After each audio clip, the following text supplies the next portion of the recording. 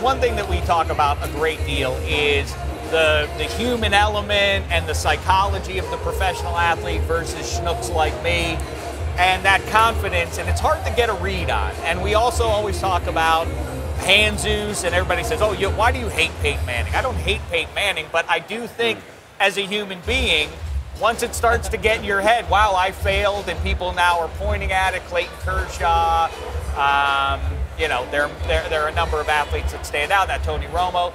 It does take something. It is an extra layer to get over, an extra hump to get over. Conversely, the thing I love is, the underdog story, a guy coming out, oh, that guy, whoever knew Timmy Smith of DC when they won that Super Bowl many moons ago. That story is fine, it's charming. I like better when you are supposed to do it. When you were born to be the greatest and you go out on the biggest stage and you do it, I find that the greatest, because Peyton Manning knows it to a degree, and in fact, he's gotten to be more deferential in the last few weeks since he got the gig back from Osweiler. Cam Newton is at the height of his powers. This could be his coronation. This could start a 5 to 10 year run for him as being in the top 2 or 3 quarterbacks in the league here, if he can do it. If he can put the cherry on top of 2015, he's going to be the MVP the night before. Can he then add in a Lombardi trophy?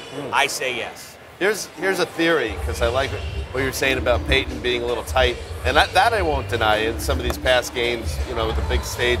I don't think he chokes, though. I always say right, not a choke, but just maybe being aware of what that is. The idea now that he's such a limited player, and his mindset shifting in a sense that I know I'm not the most talented guy, and he's fighting that war, that maybe all that stuff, other stuff gets, you know, canceled out a little bit, and he somehow plays better with lesser physical skills. I absolutely buy that. I think I agree. That's the case for the Denver Broncos. He's not walking out onto the field thinking on Sunday. He's not walking out there like, I better have the game. It's not me. It doesn't have to be him. You know. Exactly. But I also think that Demaryius Thomas is going to have to be the difference maker. He, to me, is the X factor for the Broncos offense, at least. He has to make plays, because they're not really built outside of Luke Kuechly joining in on plays. I mean, they're going to be dependent on the speed of their linebackers to negate Demaryius Thomas catching a bubble screen or a little quick pass and housing it. We've seen Demaryius Thomas do that. Short of that happening, I just don't know what the Broncos are going to do to move the ball. The Panthers' defense has consistently been an excellent tackling team as well, and I think you have to be at this to get this far in the season. But they don't often let people just run the whole way down the field like that. It sounds like we all think Cam is the MVP if the Panthers win. Am I right about that? I think so. Who is the MVP if the Broncos somehow I think if the Broncos win, it's a guy that none of us would come up with now. I think if the Broncos win, it's going to be because Owen Daniels has an incredible game out of nowhere, or someone that you wouldn't imagine is going to have a huge game has a huge game. Here's the thing, though. If the Broncos win and it's a storybook Peyton ending, that's right. All he has to do is not have a terrible game. Like if Owen Daniels catches 2 touchdown passes, that means Peyton threw 2. All he needs to throw 2 touchdowns.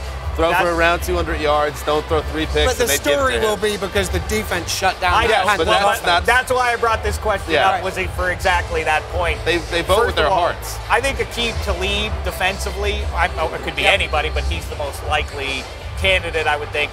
They need to house one. They need a pick six. Something weird has to happen for them to be in the game. They're not just going to if the turnovers are even and there aren't defensive touchdowns or special teams touchdowns. I just don't see how Denver will be in this game.